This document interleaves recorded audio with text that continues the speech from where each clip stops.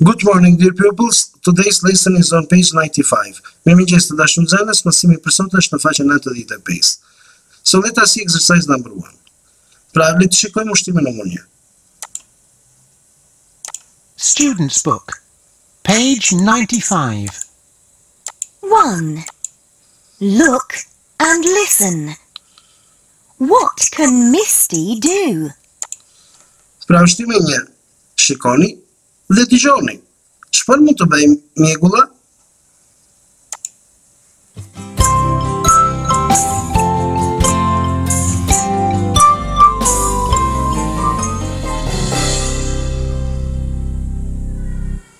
I can't touch my toes.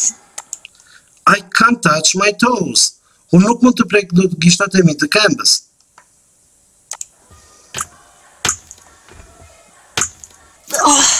I can't skip. I can't skip. Unë nuk mund të kërcej dot me litar. I can't stand on one leg. Wow! Unë nuk mund të qëndroj dot me një këmbë. I can't stand on one leg. I can touch my toes. I can touch my toes. I can touch my toes. Pra, unë mund të prek gishtat e mi të këmbës. Wow!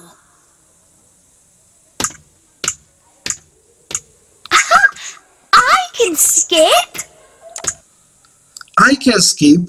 Unë mund të kërcej me litar. Wow! I can stand on one leg. Wow! Unë mund të qëndroj me një këmbë. I can stand on one leg. Pra, unë mund të qëndroj me një këmbë.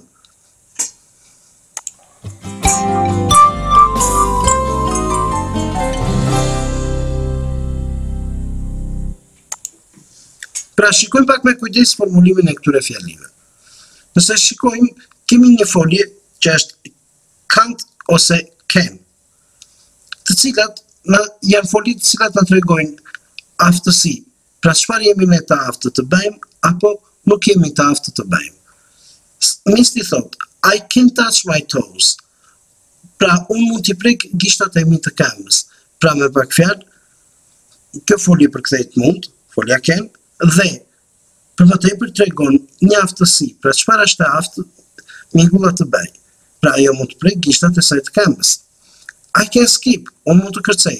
Pra, në këtë rast, mjegulla është e aftë të kërcej. I can stand on one leg, unë mund të qëndroj me një këmbë. Në këtë rast, mjegulla është e aftë të qëndroj me një këmbë. Shikojmë shokët e tjerë. I can't touch my toes, unë nuk mund t'i prek gishtat e mi të këmbës. Pra, duke vendosur këtë folje në mohore, ne tregojmë që pra themi se çfarë nuk jemi të aftë të bëjmë ose çfarë nuk mund të bëjmë dot. Pra, unë nuk mund të prek gishtat e mi të këmbës. Pra, ai nuk është i aftë të prek gishtat e këmbës. I can't skip, unë nuk mund të kërcej, pra ai nuk është i aftë të kërcej. I can't stand on one leg, unë nuk mund të qëndroj me një këmbë, pra ajo nuk është e aftë të qëndroj me një këmbë. Jeni një sy pak mënyrës se si zgjedhohet kjo folje. Këtu kemi një zgjedhje midis foljes në kohën e tashme, present simple, në dëftore dhe foljes can gjithashtu në dëftore. Shikojmë pak ndryshimet mes tyre. Ne dimi që në një folje në kohën e tashme me mbaresat se, e se ose i e se, në varësi të asaj që mbaron folja kryesore. Pra, I play football, unë luaj futboll. You play football, ti luan futboll. He, she plays football, ai ajo ose ai ajo luan futboll. We play football, ne luaj futboll. You play football, ju luani futboll. They play football, ata ato luajnë futboll. Qëse shikojmë në vetën e tretë, folja play me në fund mbaresën se, me qëse mbaron me y dhe përpara ka një zanore, jo një bashkëtingëllore. Shikojmë pak foljen can. Në qoftë se foljes kryesore që është play i vendos një folje modale si që është folja can, për të treguar që unë jam i aftë të bëj diçka, në këtë rast play football, jam i aftë të luaj futboll, pra mund të luaj futboll, dhe thoja I can play football, unë mund të luaj futboll. You can play football. Ti mund të luash futboll. He, she can play football. Ai, ajo mund të luaj futboll. We can play football. Ne mund të luajmë futboll. You can play football. Ju mund të luani futboll. They can play football. Ata ato mund të luajnë futboll. Nëse shikojmë me kujdes, folja can në asnjë rast nuk ka marrë asnjë lloj mbarese të tipit se, ese ose iese. Sepse kështu është rregulli. Po ashtu, as edhe folja kryesore që është folja play. Pra, folja can nuk është një folje kryesore, por është një folje modale e cila shërben për të treguar një aftësi. Në këtë rast të luajë futboll. Folja kryesore me të gjithnjë play, luaj. Në pyetje ne e dim që foljet të kohën e tashme, përveç foljes jam, kërkojnë folje ndihmëse do ose does në vetën e tretë për të kthyer në pyetje. Cila vem në kryet fjalës? Do I play football? A luaj unë futboll? Do you play football? A luan ti futboll? Does he, she play football? A luan ai, ajo futboll? Pra, këtu e kemi does, sepse folja do mbaron me o dhe do të marr mbaresën e se në vetën e tretë. Dhe mbaresa që kishte folja kryesore këtu i shkon foljes ndihmëse do. Dakor?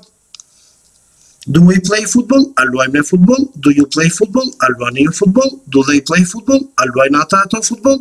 Interrogative. Can. Pra, forma pyetëse e foljes ndihmëse can. E foljes modale më falni can. Can I play football? A mund të luajmë futboll? Çfarë vepre në dallim nga folja do? Pikë së pari, kur kthejmë fjalën në pyetje, përsëri jemi në kohën e tashme, por me anë të një folje modale siç është folja can. Do ta heqim foljen ndihmëse do dhe në vend të saj do të vendosim can. Dhe siç e shikojmë, nuk kemi asnjë lloj mbarese se, ese ose iese të marrë nga folja can. Dakor? Në asnjë vet. Negativ, mohorja. Mohorën e dim që bëhet me anë të foljes ndihmëse don't ose doesn't për vetën e tretë dhe ja ku e kemi. I don't play football. Unë nuk luaj futboll. You don't play football. Ti nuk luan futboll. He, she doesn't play football. Pra, ai, ajo nuk luan futboll. We don't play football. Ne nuk luajmë futboll. You don't play football. Ju nuk luani futboll. They don't play football. Ata ato nuk luajnë futboll. Këtu, vendin e foljes modale, në foljes ndihmëse don't ose doesn't në mohore, e ka marrë folja modale can't. Dhe themi, I can't play football, you can't play football, he, she can't play football, we can't play football, you can't play football, they can't play football. Dhe ashtu si që thash dhe më parë, me qase folja can, në dëftore do të tregonte çfarë ne jemi të aftë të bëjmë, këtu në mohore do të tregoj se çfarë ne nuk mund të bëjmë, pra çfarë ne nuk jemi të aftë të bëjmë.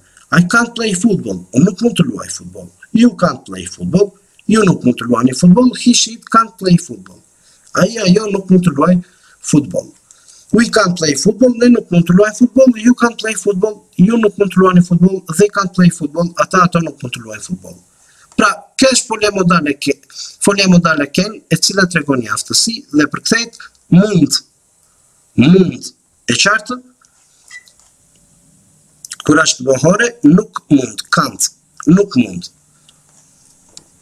Hidhemi pak në ushtrimet e tekstit. Në ushtrimin numër 2, mbasi të keni lexuar dhe të keni përkthyer fjalit, ju lutem vendosni ishin nga libri në fund dhe vendosni një figurat siç duhet në bazë të vendit bosh. Dakor? Do hidhemi pak tek fletorja e punës.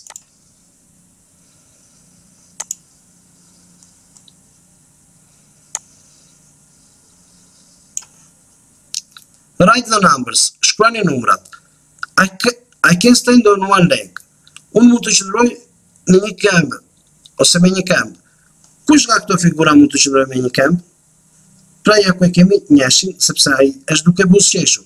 Ndërsa këtu vajza nuk mund të qëndroj dot me një këmbë. Pse? Sepse ajo po humbet ekuilibrin e saj. Pra kjo është duke buzëqeshur që tregon që është i aftë të qëndrojë me një këmbë. Meqense vajza nuk mund të qëndroj, do me thënë cilën fjali do vendosni këtu. I can't stand on one leg. Pra, këtu do të shkonte fjalia numër 4. Dhe kështu me radhë do të bëni ushtrimin. Duke vendosur numrin e dur në bazë të fjalive, pra do t'i përktheni fjalit. Jo në fletore, po do t'i përktheni t'i dini vetë.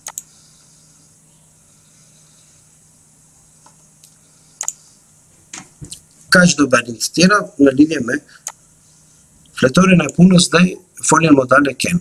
Ju lutem mësojeni mirë foljen modale ken sepse është shumë e rëndësishme. E qartë?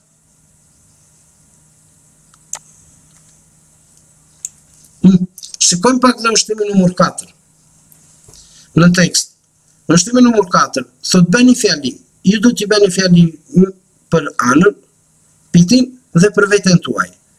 Këtu, Ana ken, a mund të kërcej Ana me litar? Po, Ana ken skip.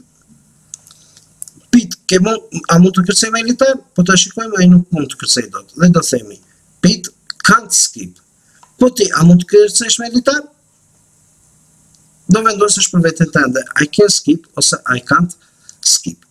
Gjithashtu, do të bëni dhe nga një fjali me fjalët touch my toes, skip, më falni, stand on one leg, për secilin, për anën dhe për pitin. Pra, duke e hamendësuar vetë, pavarësisht se nuk i keni figurat. Kaq kemi për sot, mirupafshim dashur nxënës.